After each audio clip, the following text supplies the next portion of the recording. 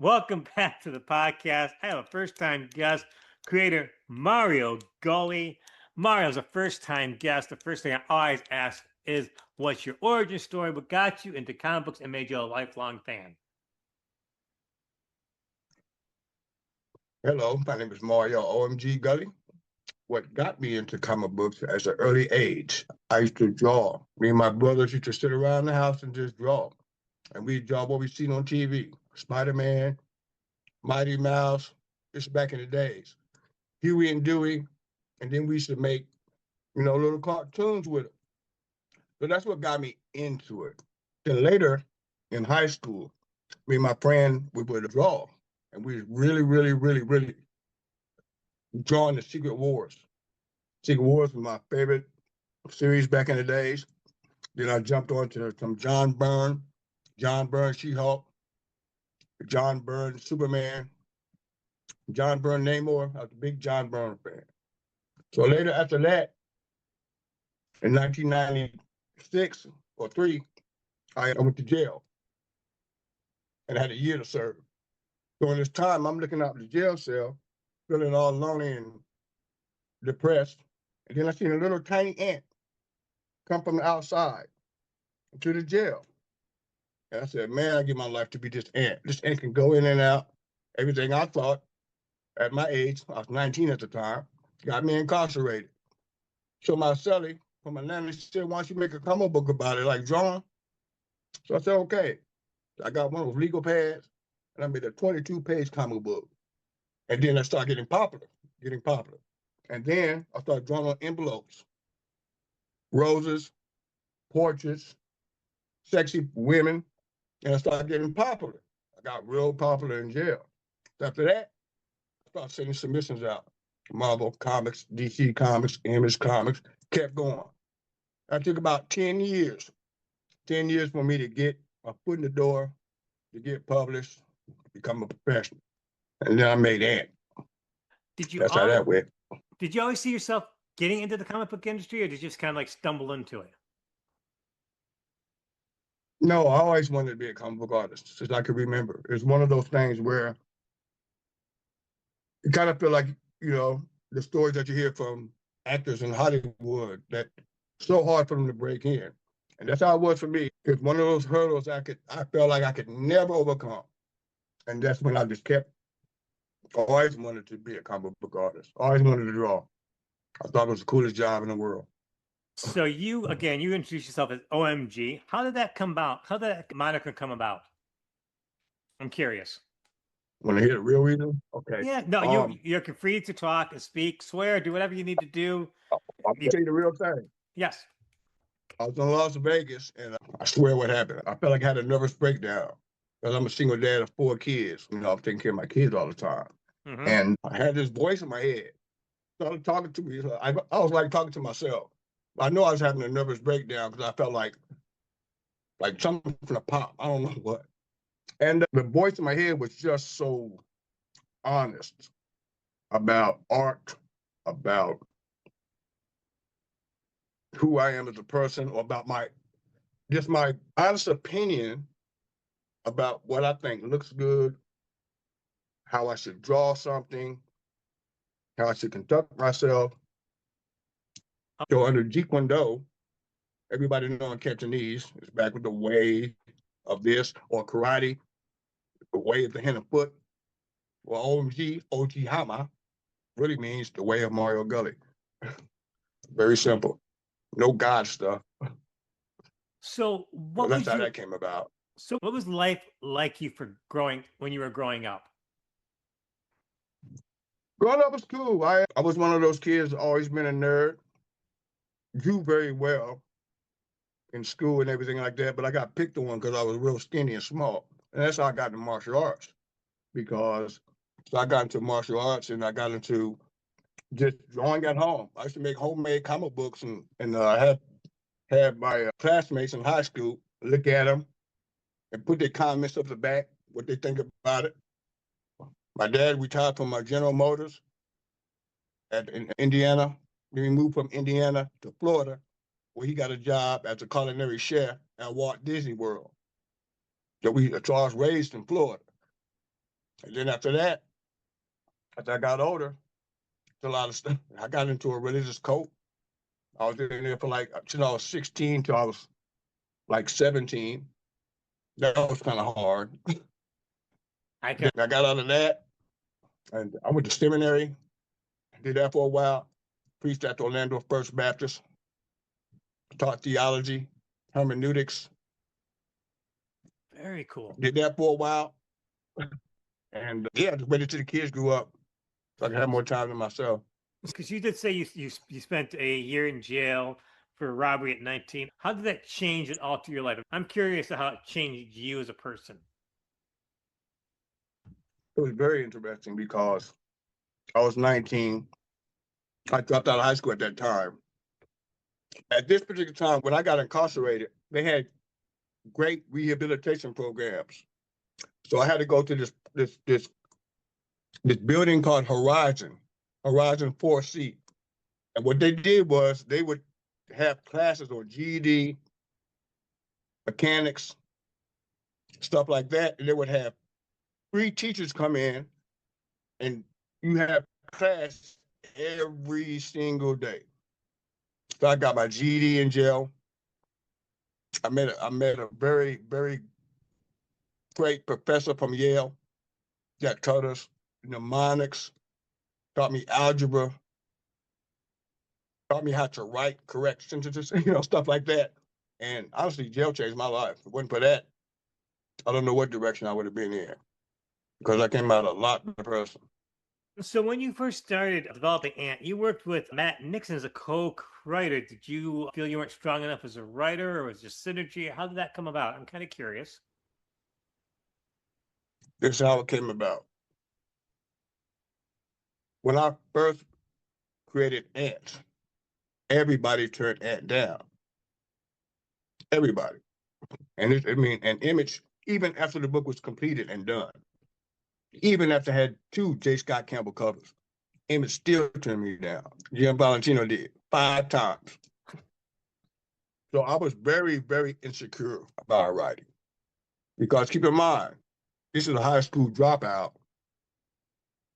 that later got a GED in jail. I was very, very insecure. So I had a bunch of people that I admired to help me with the project. And a lot of them turned me down. And it got to a point where I had a lot of input. But ultimately, I was just insecure about my writing. So how did you wind up at Image Comics and working with Eric Larson, of all people? Back in the days in Orlando, Florida, on Orange Blossom Trail, Coliseum of Comics had a contest. Had some editors come down from DC, and they wanted somebody to draw a Superman page. So I drew 3 of them. I think it was Karen Berger was the editor, Tom Brevoort, I think was one, and I can't remember the other one. And I won it, and they gave me $100. I was happy. I'm like, I won. Later, the owner, there's 2 owners, the Boyle brothers, Brandon Boyle, he told me that Image Comics is coming down from MegaCon. Now keep in mind, this when MegaCon was in a hotel at the time in Orlando. And he said this guy named Anthony Bosby, he's the marketing director for Image Comics. You need to come down and see him.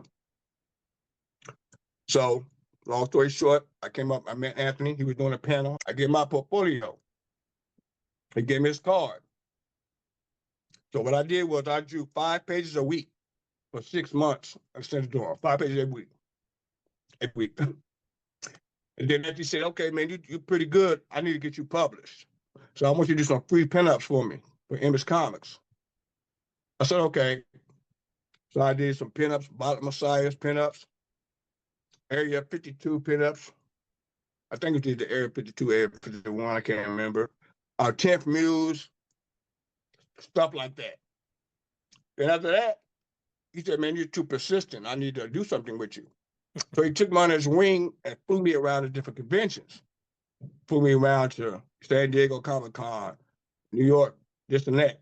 But when he flew me around, I stayed with Image and I was a roadie, cleaning up garbage can, giving people books, passing out flyers, whatever they need me to do. Stack the books, go get sandwiches, help Brian Michael Bendis with his cake, stuff like that. Mm-hmm. Let me go around to all the different editors and show them my work. And over time, I got in good with them. But Jim Valentino was the president, or he was the publisher for Image Central at the time. And Jim didn't like my work. Jim took me down 5 times. But then I heard word on the street was Eric Larson was going to take over as publisher. But everybody knew, and Matt Nixon told me that Eric Larson was a straight shooter. If you like something, you like it. If you don't, you don't. He ain't gonna mess around. So when I found out Eric was in there, I knew Eric liked it anyway, because I seen Eric at some kind of convention someplace. And I sent him to work. He said no the first 2 times. I called him up, and I got him on the phone, and I said, I know I can make a hit. Just give me a chance. And his very words were, "Oh, all right, but you got to do better." And that's how that went. Because me and Eric worked a lot on Ant, because he mentored me to the point of doing thumbnails for the covers. Like my first Ant issue 1 that came out, Eric actually drew the little thumbnail for this for me to draw it. Now keep in mind, it's hard to become a professional when you're not professional, because you don't know. You don't know what you don't know. So you tell me about the logo placement and tell me about presentation and how it's supposed to stick off the shelves and work on your fingers, all that stuff.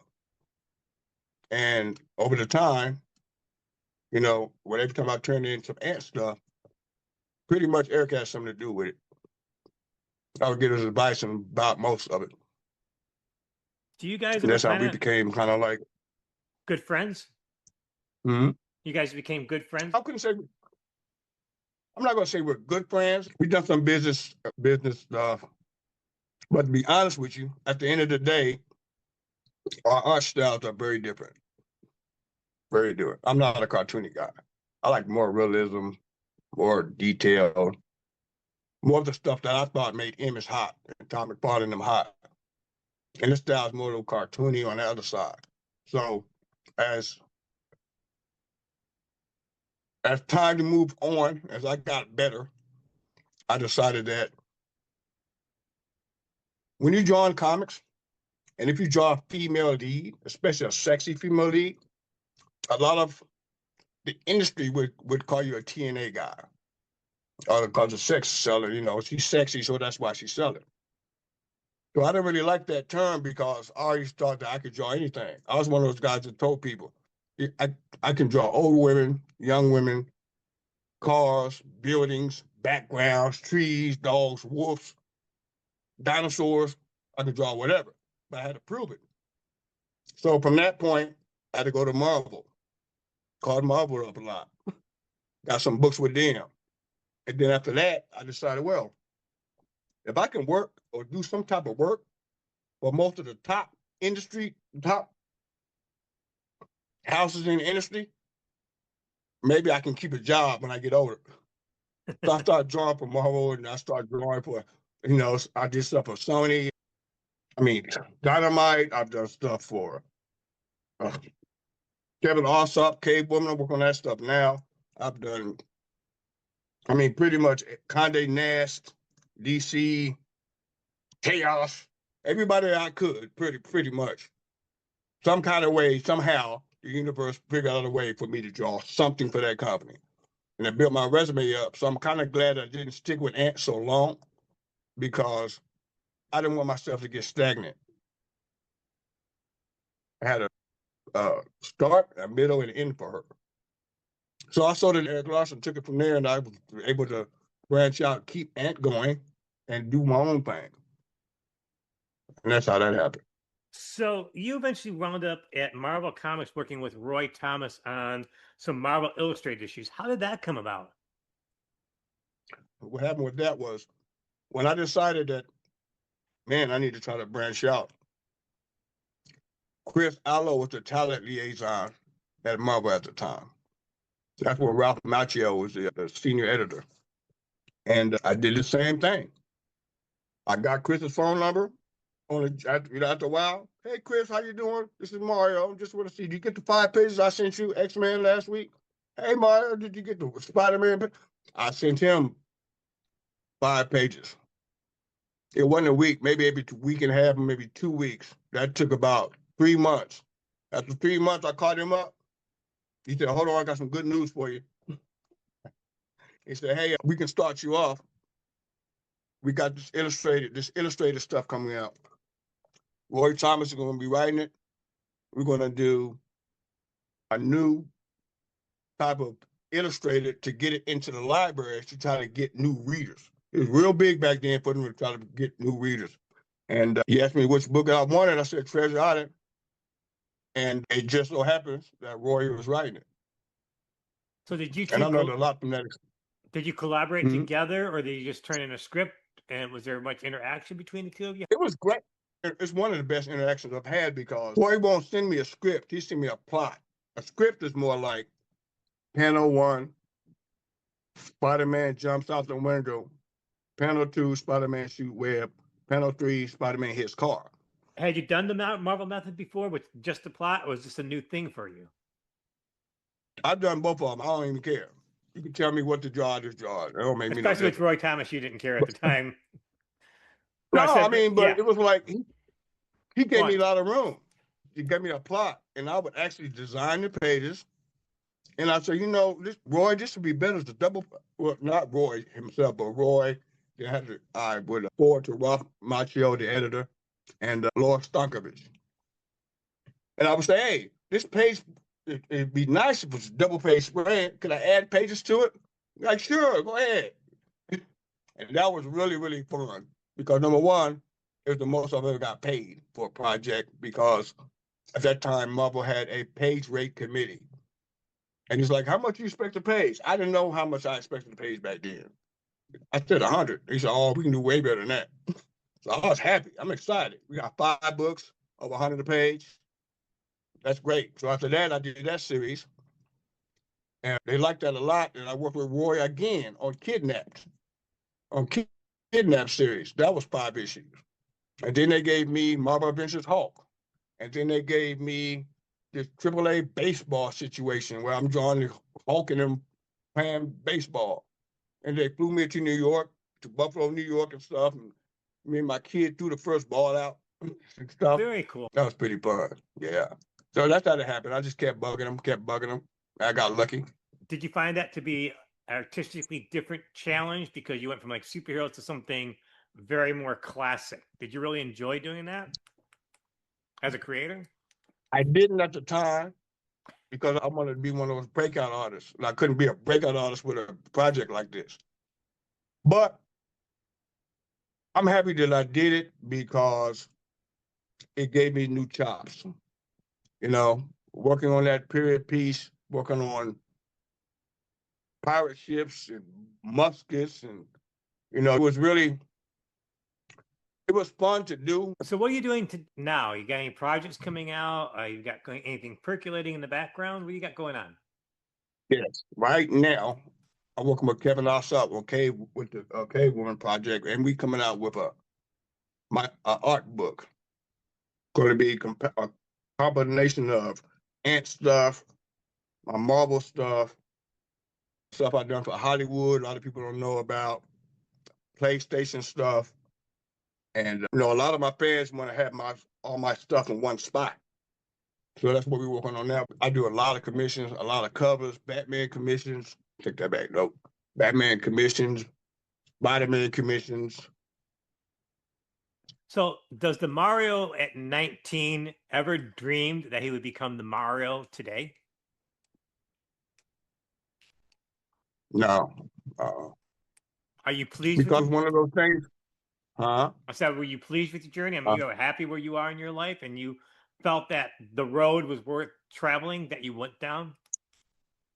I was offered an apprenticeship under Jess Rubio, and he was Rubio also under Walt Disney himself. I turned that down for comics. I don't know if that was a good idea. I could have went down the path of boxing. I'll probably be more successful in boxing or kickboxing. But I don't know. I mean, I really don't know. I've had ups and downs, man. It's been a hard love and hate relationship. The great thing about it is if I just sit down, I can draw something that looks really good if somebody wants it. That's the great thing. If it wasn't for that, I don't know where I would be at. I'd probably be doing odd jobs and all kinds of stuff. But there's a dark side to the industry too. You know, if you got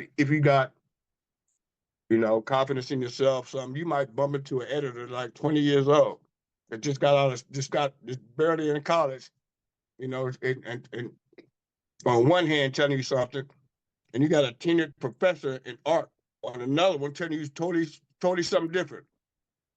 So it gets, and there's a lot of politics in comics. You rub somebody the wrong way, you might not work no more. And I've dealt with that too. There's a lot of BS that goes on. There's a lot of immaturity that goes on. So I've seen a lot of stuff. I've seen editors, rip artists a new one. I mean, he's totally destroyed the guy. And I've seen people never have the confidence to show their artwork to anybody else ever again. And I don't think that's fair. But I ain't seen the editor yet can draw better than I can. I'm just saying, so it's a double-edged sword, man. I don't know if I'm alive. I'm happy about that. Before we wrap this up, do you have any closing comments that you want to say? You get the final word because you're the guest. It's entitled a sketchbook, but the publisher said there's too many finished pieces in it to be a sketchbook, so we're going to call it something else. But it's my best work I put out. 60-some pages already done, 60-plus pages. Mario. It's going to be a Kickstarter. It's going to be a Kickstarter. Very impressive. Yes, sir. Very cool. Mario, keep me posted on the Kickstarter. Thank you so much for doing the podcast. Thank you so much. You have a good day, brother.